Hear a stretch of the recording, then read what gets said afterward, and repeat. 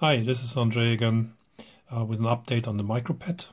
As you can see, not much has happened on the hardware side, but I have been doing quite some programming for the video output, so stay tuned.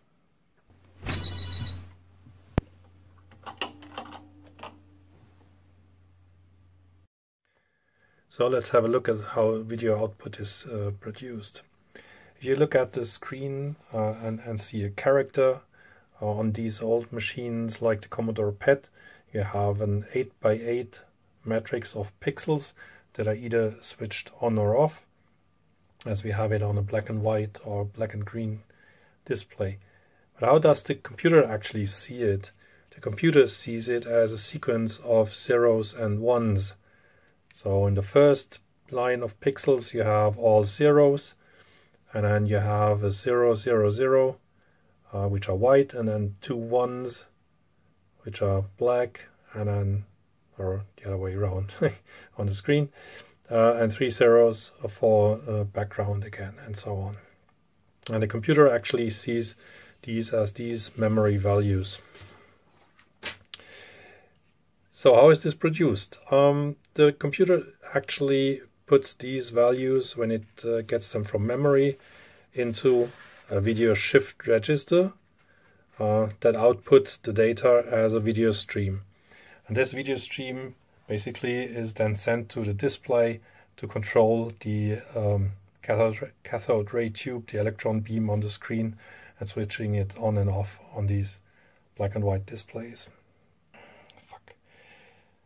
If you have a 40-column screen on a typical PAL or NTSC display, we will have an 8 megahertz pixel clock. So each bit here is shifted out using this 8 megahertz pixel clock. So after 8 bits, what do you have to do? You actually have to load the shift register with a new value. So this is happening here on the beginning of the character, and here at the end of the character to load the value for the next character. Now, how do we do that in the MicroPET? And here comes the trick. The MicroPET has memory that can be used at 8 megahertz clock. So you can actually read a byte from memory on every one of those pixel cycles, as you can see here. So what is being done is during the last pixel of each character, the memory is read and the new pixel value is taken from memory, and then at this point in time loaded into the shift register for the next character. This is basically what is done for high-res graphics, where you have the pixel values directly in memory. However, when you have this character-based screens, like on the PET or other classic computers, you first have to look at the actual character value that says, okay, this is a character A. Say it's a hex 65, which is hex 41, and then you actually have to read that first out of the character memory. And then in the next step, you have to look up, okay, this is the pixel data for that character A in line number 0, 1, 2, 3, 4, 5, 6, 7, and then loading that into the video memory. So you have two memory accesses for a characterized display output, which fits nicely into this memory access, which is, there's empty, a lot of space here that we can actually use for the CPU to access the memory. The PET, the later models, also have an 80-column display. They have actually a 16 megahertz pixel clock. So you actually have to load during that time. That takes for the one character in the 40-column display. You have two characters in the 80-column display. So you have to repeat all the process of reading the character and the pixel data twice during that time. but still with an 8 megahertz capable RAM chip, you can still have half of the accesses reserved for CPU. This is not yet implemented, so this will be part of a later video, but the actual video access here is implemented. That's what I'm going to show now. So, as I already mentioned, not much has happened hardware-wise, except that I have been soldering in some little test wires that go to the vertical sync and the video data, so I can put that onto my oscilloscope easily, and I have a second channel free on adding additional signals. So what I have on my oscilloscope here is triggered by the horizontal sync, and the signal I've shown, I've set the offset to about 9 microseconds. So what is shown here is the beginning of a horizontal raster line, and you can see the yellow one is channel 1, that is the actual pixel data, and I can use the second one for additional signals. So in this picture from my oscilloscope you can see the beginning of the raster line, and as a pixel data I have been putting out all ones except for the last bit, so you can see the yellow line going down in the last part for each character, and I have set the cursors of the oscilloscope such that I see one character.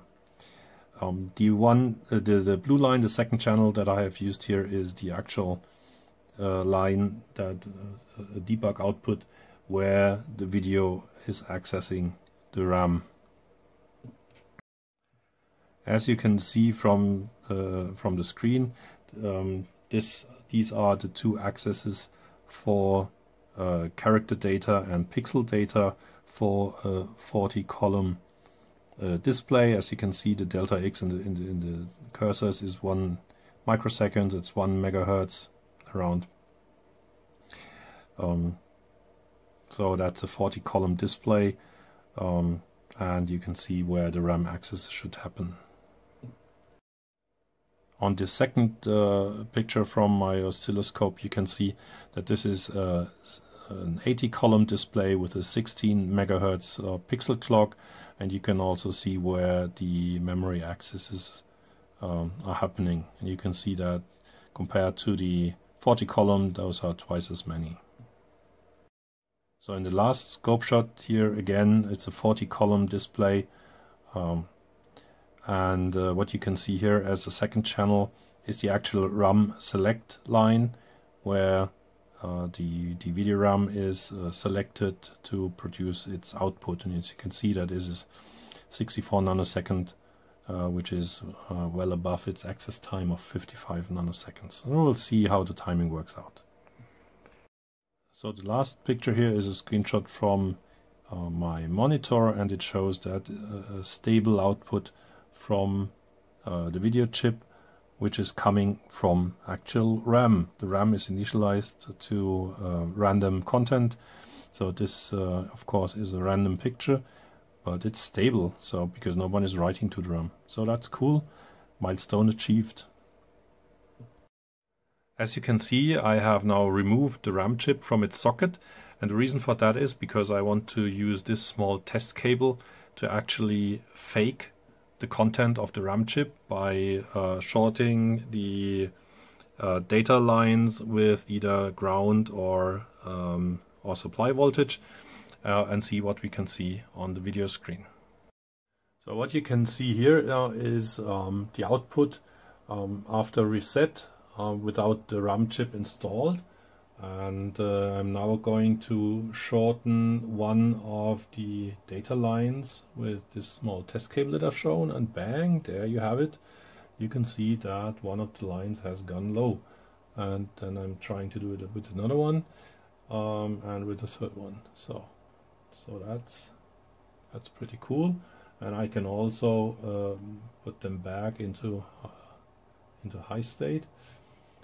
I think so. there you go. Interestingly, I can just remove the cable and the state is like that, because it seems like the CPLD is not draining the capacitance of the socket and what's on the line that quickly. So yeah, that's a cool thing. So now I'm coming to the end of the video. The next steps will be to install the ROM socket and the CPU socket to test them together, and also the CPU with the interaction with the video. But that is coming up in the next video. So I hope you like it. Thanks for watching and see you next time.